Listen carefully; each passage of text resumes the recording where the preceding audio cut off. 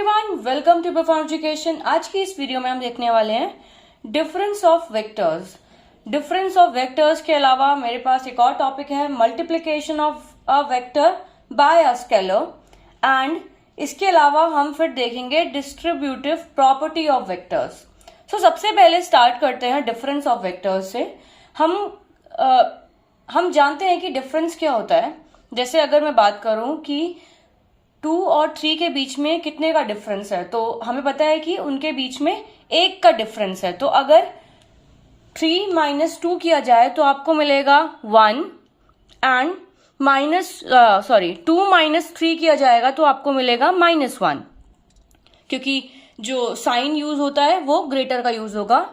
तो यहां पर अगर आप देखेंगे, जैसे मैंने अभी बताया कि 2 माइनस 3 इक्वल्स टू होगा -1 के, एंड 3 माइनस 2 इक्वल्स टू होगा 1 के। तो ये क्या है, ये डिफरेंस हम फाइंड आउट कर रहे हैं। तो ऐसे ही हम यहाँ पर दो वेक्टर्स का डिफरेंस देखने वाले हैं, एंड उसको किस तरीके से नोट करेंगे उसका तरीका सेम ही है। जैसे आप दो नंबर्स को माइनस करते हैं, वैसे ही आप दो वेक्टर्स को भी सब्ट्रैक्ट करेंगे।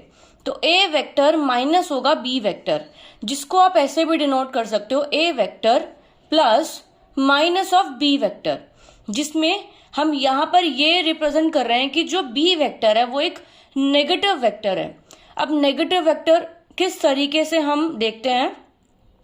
नेगेटिव मतलब जैसे अगर एक वेक्टर पॉजिटिव है तो उसी का नेगेटिव होना मतलब एक वेक्टर की एक तो मैग्नीट्यूड होती है एंड डायरेक्शन होती है। तो यहां पर हम कह रहे हैं कि अगर एक ए वेक्टर है तो अभी उसका मैग्नीट्यूड है 1a वेक्टर, मतलब 1 is the magnitude of this vector. And अगर मैं यहां पे कहूं कि ये वेक्टर सेम -a वेक्टर हो गया, तो हम क्या कहेंगे कि -1 is the magnitude of A vector. तो इसको अब कैसे हम देख सकते हैं एज एन डायरेक्शन वाइज। अगर एक वेक्टर ए है और उसकी डायरेक्शन इस तरफ है, सेम अगर मैं उसी वेक्टर का सेम मैग्नीट्यूड के साथ, उतने ही मैग्नीट्यूड के साथ उसकी डायरेक्शन अपोजिट कर दूं, तो ये हो जाएगा मेरा नेगेटिव ऑफ ए वेक्टर। तो इस तरीके से आप डिनोट करते हैं वेक्टर्स को कि कैसे एक वेक्टर नेगेटिव और पॉजिटिव हो सकता है। तो ज्योमेट्रिकली अभी हम देखने वाले हैं कि ये जो आपके पास ए वेक्टर माइनस बी वेक्टर आया, वो एज एन ट्रायंगल लॉ से किस तरीके से हम फाइंड आउट कर सकते हैं। तो पहले मैं मान रही हूं कि एक वेक्टर ए है, this is the A vector, तो इसको डिनोट करते हैं ए बी वेक्टर से। एंड देन उसके बाद हम कह रहे हैं कि एक वेक्टर बी है, लेकिन हम उनके बीच का सम भी कर रहे हैं, तो ये साथ में ही जाएंगे। लेकिन जो डायरेक्शन होगी वो डायरेक्शन इस तरफ ना होके इस तरफ होगी। क्यों? क्योंकि ये आपका नेगेटिव वेक्टर है। तो नेगेटिव ऑफ बी क्या होगा, इसके अपोजिट। हम यहां पर ये कंसिडर कर रहे हैं कि जो बी की डायरेक्शन है वो इस तरफ है, पॉजिटिव साइड। एंड अगर मेरे को उसको नेगेटिव ऑफ बी वेक्टर करना है तो उसकी डायरेक्शन अपोजिट हो जाएगी, तो ये हो जाएगा माइनस बी वेक्टर। तो ये हो गया अपने पास ए वेक्टर, ये हो गया माइनस बी वेक्टर, एंड अपने पास थर्ड साइड आ जाएगी ए सी वेक्टर। अब बाय ट्रायंगल लॉ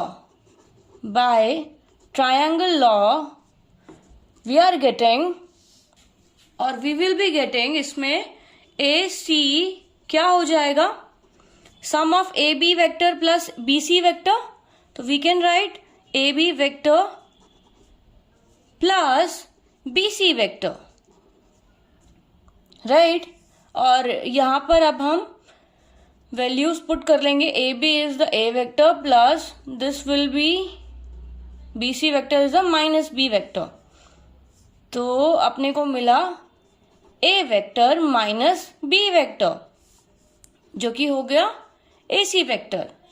तो अपने को ए सी वेक्टर मिला A vector minus B vector. तो हम यहां पे कह सकते हैं the vector A C represents difference of A vector and B vector. यहां पर ए सी क्या डिनोट कर रहा है, difference of A vector and B vector. तो ये हो गया अपना टॉपिक डिफरेंस ऑफ वेक्टर्स का। डिफरेंस ऑफ वेक्टर्स के बाद अपने पास नेक्स्ट टॉपिक है multiplication of a vector by a scalar. सो देखते हैं नेक्स्ट टॉपिक। सो यहाँ पे हमने टॉपिक नेम मेंशन किया है multiplication of a vector by a scalar. Scalar हम सभी को पता है कि एक स्केलर और वेक्टर्स, हम सबसे पहली वीडियो में यही डिफरेंस समझते हुए आए थे कि स्केलर क्वांटिटीज क्या होती है, वेक्टर क्वांटिटीज क्या होती है। स्केलर क्वांटिटीज में सिर्फ मैग्नीट्यूड होता है, तो यहाँ पर हम एक स्केलर क्वांटिटी को मल्टीप्लाई करने वाले हैं वेक्टर क्वांटिटी से। अब स्केलर एक नंबर, एनी नंबर हो सकता है ये, और इसमें ये एक पॉजिटिव नंबर भी हो सकता है, एक नेगेटिव नंबर भी हो सकता है। तो हम यहाँ पे बोल रहे हैं कि स्केलर इज अ पॉजिटिव और नेगेटिव नंबर। अब अगर आप देखेंगे तो एक, मान लीजिए एक वेक्टर ए है, there is a vector A. अब इस वेक्टर के लिए जो अभी मैग्नीट्यूड है मेरा 1 है, 1 इज द मैग्नीट्यूड। अगर मैं सेम वेक्टर में अगर मैं 2 मल्टीप्लाई करूं तो ये हो जाएगा 2a vector, right. 2a vector ये हो जाएगा, एंड इसकी जो लेंथ होगी वो दुगनी हो जाएगी, 2 टाइम्स हो जाएगी, तो ये हो जाएगा अपना 2a वेक्टर। लेकिन एक पॉजिटिव स्केलर, इसे हम कह रहे हैं स्केलर क्वांटिटी, स्केलर वैल्यू, इस स्केलर के एक वेक्टर में मल्टीप्लाई होने पर, ये एक पॉजिटिव स्केलर है, उसकी डायरेक्शन में कोई फर्क नहीं पड़ा। लेकिन अगर हम सेम बात करें -1/2 ऑफ ए वेक्टर, तो ये अपने पास क्या करेगा, ए वेक्टर आधा हो गया, लेकिन उसके साथ में डायरेक्शन भी चेंज होगी। तो अभी अगर उसकी डायरेक्शन मान लीजिए इधर है, तो अपोजिट डायरेक्शन उसकी ये डायरेक्शन हो जाएगी, जो कि हो जाएगा -1/2 ए वेक्टर। एंड मैंने इसको लेंथ इसकी कम कर दी, आई मीन लेंथ हम इसको नहीं कहेंगे, इसकी जो ये अपनी टेल पॉइंट है एंड जो एंड पॉइंट है उसको मैंने आधा कर दिया इससे, ताकि हम डिनोट कर पाए कि वो हाफ हो रहा है इस ए वेक्टर के। अब यही सेम चीज हमें बुक की डेफिनेशन कह रही है, the product of vector A by a scalar. Product मतलब मल्टीप्लाई करना, multiplication of a vector by a scalar. तो प्रोडक्ट भी सेम सिनोनिम हम यूज कर सकते हैं for the multiplication. Product of vector A by a scalar, lambda, ये एक लैम्डा से डिनोट कर रहे हैं हम एक स्केलर वैल्यू को, which can be any positive और नेगेटिव नंबर, डिनोटेड बाय। तो प्रोडक्ट कैसे डिनोट करेंगे हम, जैसे 2a वेक्टर किया हमने, तो हम लैम्डा ए वेक्टर डिनोट करेंगे। तो इसको is defined as a vector whose length is lambda times that of A vector. जो इनिशियली ए वेक्टर था, अब जो उसकी लेंथ हो गई वो लैम्डा टाइम्स हो गई। मतलब अगर हम बात करें, जो हमने पहला एग्जाम्पल देखा, 2 टाइम्स हो गई, माइनस ऑफ 1/2 टाइम्स हो गई ए वेक्टर की लेंथ से, and whose direction is the same or opposite as that of a vector। हमने अभी देखा कि कैसे एक वेक्टर के मल्टीप्लाई होने पर नेगेटिव या पॉजिटिव वैल्यू से उसकी डायरेक्शन में भी चेंजेस आते हैं। वो डायरेक्शन या तो सेम होगी या अपोजिट होगी। तो इस केस में यही आपको ये स्टेटमेंट कह रही है, according to as lambda is positive और नेगेटिव वैल्यू। सो ये अभी हमने देखा कि कैसे एक मल्टीप्लिकेशन हम करते हैं एक वेक्टर का स्केलर के साथ। अब यही सेम चीज हम यूज करेंगे आगे आने वाले टॉपिक्स में। तो ये टॉपिक्स हम आगे भी रिवाइज करते हुए रहेंगे, लेकिन इनिशियली समझना जरूरी है कि कैसे एक वेक्टर के साथ एक स्केलर मल्टीप्लाई हो रहा है, और अगर एक नेगेटिव और पॉजिटिव स्केलर है तो उस केस में कैसे उसकी डायरेक्शन अपोजिट हो जाती है उस वेक्टर के। तो ये था अपना multiplication of a vector by a scalar. Next topic है अपने पास डिस्ट्रीब्यूटिव प्रॉपर्टी। तो अपने पास नेक्स्ट टॉपिक है डिस्ट्रीब्यूशन। डिस्ट्रीब्यूशन होना है एक स्केलर का या एक वेक्टर का दूसरे वेक्टर के साथ। अब जैसे हम बात करें एक एग्जाम्पल से समझते हैं। जैसे 2 + 3,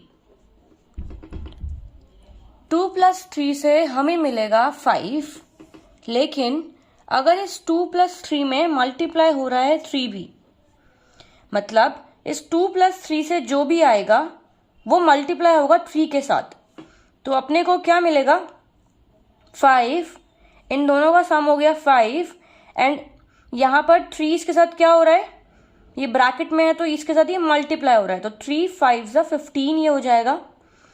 सेम एज इट इज हम कह सकते हैं, इसे मैं लिख लेती हूँ कि ये रफ है, कि 3 का डिस्ट्रीब्यूशन होना है 2 के साथ भी और 3 के साथ भी, तो हम यहाँ पे लिख सकते हैं 3 × 2 + 3 × 3। विद दैट हमें क्या मिलेगा, 3 × 2 होगा 6 एंड 3 × 3 होगा 9। 6 और 9 को आप ऐड करेंगे तो आपको सेम 15 ही मिलेगा। तो ये हमने किया 3 को डिस्ट्रीब्यूट करके, एंड ये हमने कर दिया डायरेक्टली जिस तरीके से आपको गिवन था साइन एंड ऑल, उस तरीके से हमने उसको सॉल्व कर दिया बाय बोर्ड मास। तो ये अपने पास इस तरीके से सॉल्व होके आया। तो सेम अब हम देखते हैं, इसी डिस्ट्रीब्यूशन प्रॉपर्टी को हम देखने वाले हैं वेक्टर्स में। तो यहाँ पे हम कह रहे हैं let A and B be 2 vectors and alpha and beta be any scalars. Alpha beta की वैल्यू नेगेटिव पॉजिटिव हो सकती है। अब पहले इक्वेशन में आप देखेंगे तो ये एक अल्फा है, अल्फा मतलब एक स्केलर प्लस बीटा ब्रैकेट में है, एंड उनके साथ मल्टीप्लाई हो रहा है एक वेक्टर। तो इनका डिस्ट्रीब्यूशन, इस ए वेक्टर का डिस्ट्रीब्यूट कर देंगे हम अल्फा के साथ एंड फिर बीटा के साथ, और उनके बीच में जो ऑपरेशन परफॉर्म हो रहा है वो एडिशन का है। तो ए के साथ मल्टीप्लाई होगा अल्फा प्लस ए के साथ, ए वेक्टर के साथ मल्टीप्लाई होगा बीटा। तो अपने को इस तरीके से ये मिल गया। तो ये हो गई अपनी फर्स्ट इक्वेशन। इक्वेशन हम एज एन इसको कह रहे हैं कि हम मान रहे हैं कि ए और बी और अल्फा एंड बीटा।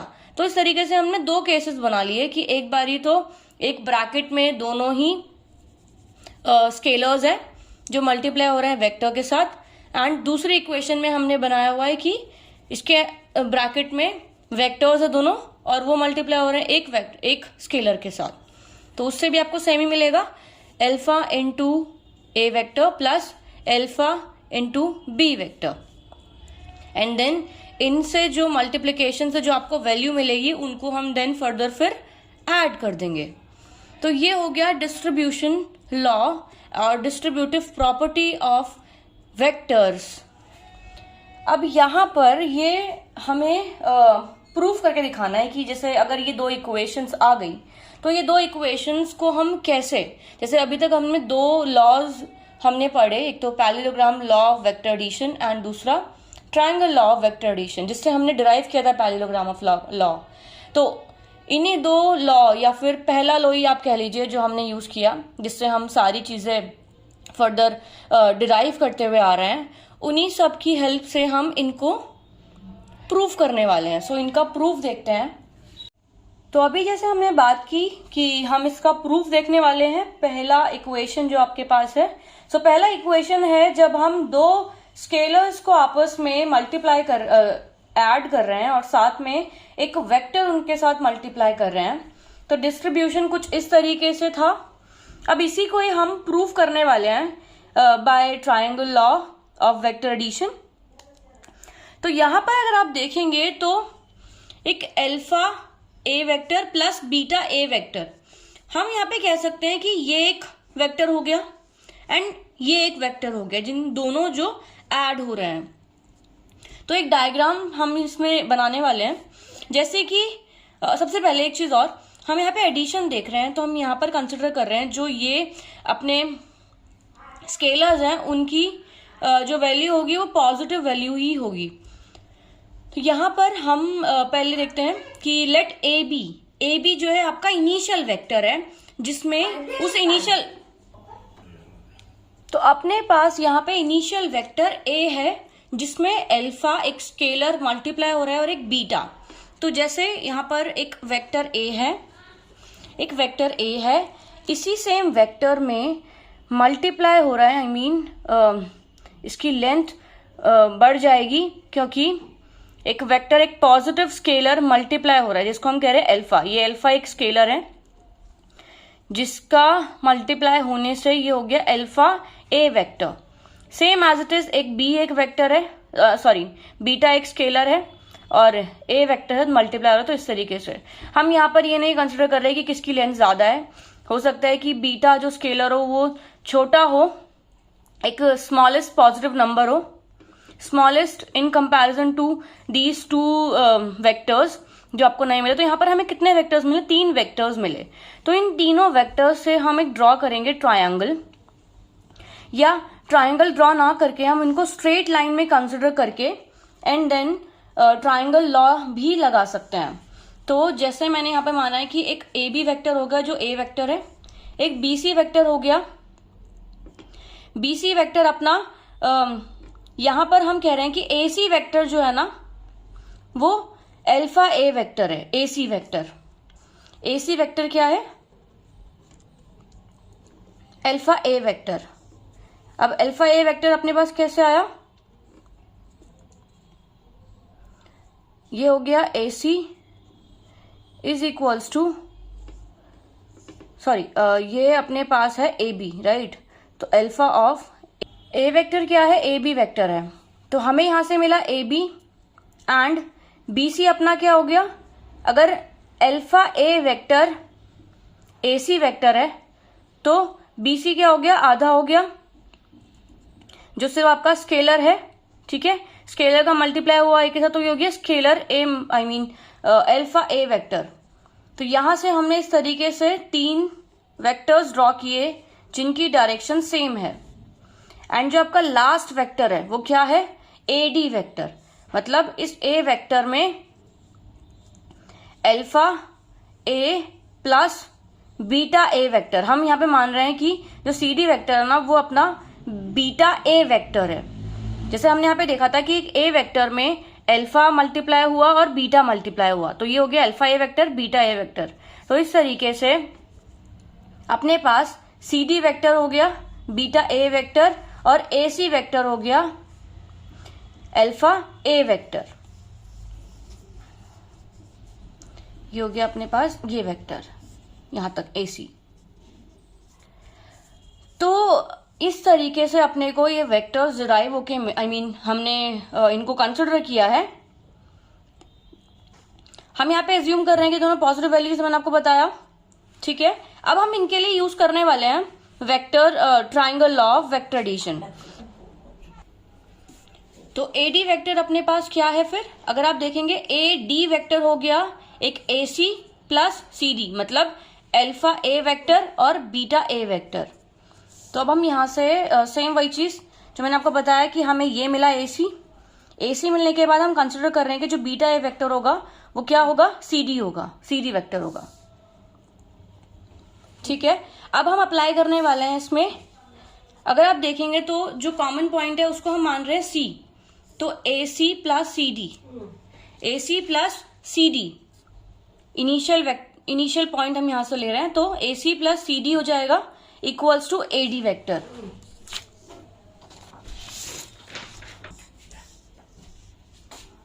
तो by triangle law of vector addition हमें मिला A D equals to A C plus C D vector. And A C की वैल्यू क्या है? Alpha A vector plus beta A vector.